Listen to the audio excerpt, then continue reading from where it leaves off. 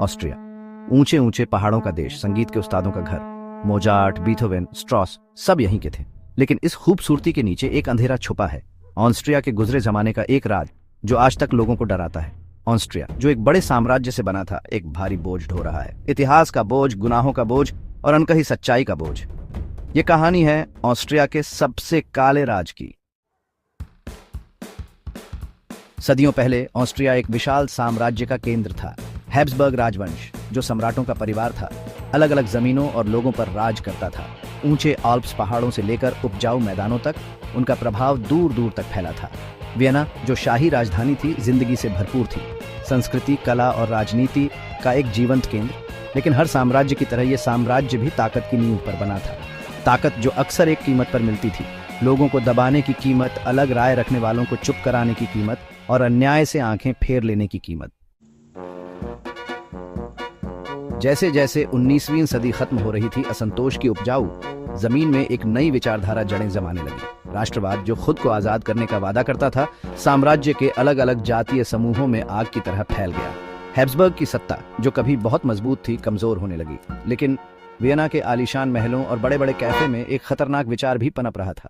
सदियों पुराने भेदभाव से भरा यहूदी विरोध अपनी आवाज उठाने लगा। एक ऐसी आवाज जो साजिशों की बातें करती थी और साम्राज्य की परेशानियों के लिए यहूदियों को जिम्मेदार ठहराती थी।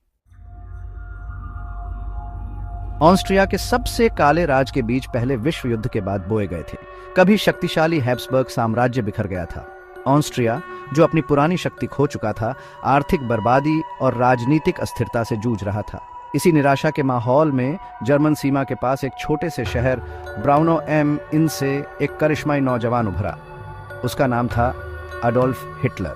उसकी विचारधारा राष्ट्रवाद, यहूदी विरोध और सत्ता की लालसा का जहरीला मिश्रण बढ़ती संख्या में ऑस्ट्रियाई लोगों को अपनी ओर खींच रहा था। 5वां भाग एंशलुस ऑस्ट्रिया निगल लिया गया। मार्च 1938 में हिटलर की नजर अपने वतन पर पड़ी। जर्मन सैनिक सीमा पार कर गए और उन्हें ज्यादा विरोध का सामना नहीं करना पड़ा। ऑस्ट्रिया, जिसे उसके अपने लोगों ने धोखा दिया और अंतरराष्ट्रीय समुदाय ने छोड़ दिया, नाजी जर्मनी में मिला लिया गया।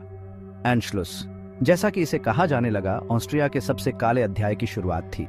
रातों रात ऑस्ट्रिया तीसरे रेह का एक गुलाम राज्य बन गया। वियना पर स्वस्तिक लहराने लगा। मोजार्ट और स्ट्रॉस की धुनों की जगह जर्मन सैनिकों के जूतों की आवाज गूंजने लगी। ऑस्ट्रिया का सबसे काला राज अब राज नहीं रहा, यह एक भयानक सच्चाई बन गई। छठा भाग, एक बंटा हुआ देश। इसके बाद के साल अकल्पनीय डर के साल थे। ऑस्ट्रियाई लोग, अपराधी और शिकार दोनों, नाजी शासन के चंगुल में फंस गए। यहूदी समुदाय, जो कभी ऑस्ट्रियाई समाज का एक अभिन्न हिस्सा थे, उनका व्यवस्थित रूप से उत्पीड़न किया गया। उनके व्यवसाय और प्रार्थना स्थल नष्ट कर दिए गए और उनकी जानें होलोकॉस्ट में खत्म हो गईं। कई ऑस्ट्रियाई लोगों ने विरोध किया। उन्होंने अपने यहूदी पड़ोसियों को छुपाने, आशा के संदेश फैलाने और एक अलग भविष्य के लिए लड़ने के लिए अपनी जान जोखिम में डाली। लेकिन उनकी बहादुरी को अक्सर क्रूर दमन का सामना करना पड़ा। सहयोग का बोझ देश पर एक लंबी परछाई डालता रहा। 7वां भाग, परछाइयों का सामना। युद्ध के बाद ऑस्ट्रिया अपने अतीत से जूझता रहा। ऑस्ट्रियाई लोगों के शिकार होने का मिथक, यह धारणा कि ऑस्ट्रिया नाजी आक्रमण का पहला शिकार था, ने लोगों के मन में जगह बना ली। नाजी शासन के अपराधों में कई ऑस्ट्रियाई लोगों की मिलीभगत को कम करके आंका गया या पूरी तरह से नकार दिया गया। 20वीं सदी के उत्तरार्ध तक ऑस्ट्रिया ने अपने सबसे काले राज का सामना करना शुरू नहीं किया। एक नई पीढ़ी, जो इनकार के बोझ को उठाने को तैयार नहीं थी, ने जवाबदेही और सुलह की मांग की। 8वां भाग, सुलह और स्मरण। आज ऑस्ट्रिया एक अलग देश है। इसने अपने अतीत को स्वीकार किया है, अपनी मिलीभगत पर पछतावा व्यक्त किया है और यह सुनिश्चित करने के लिए कदम उठाए हैं कि नाजी युग की भयावहताएं फिर कभी न दोहराई जाएं। स्मारक पीड़ितों की गंभीर याद दिलाते हैं। शैक्षिक कार्यक्रम असहिष्णुता और नफरत के खतरों के बारे में सिखाते हैं। ऑस्ट्रिया ने याद रखने, अपने अतीत की गलतियों से सीखने का रास्ता चुना है। 9वां भाग, इतिहास की गूंज।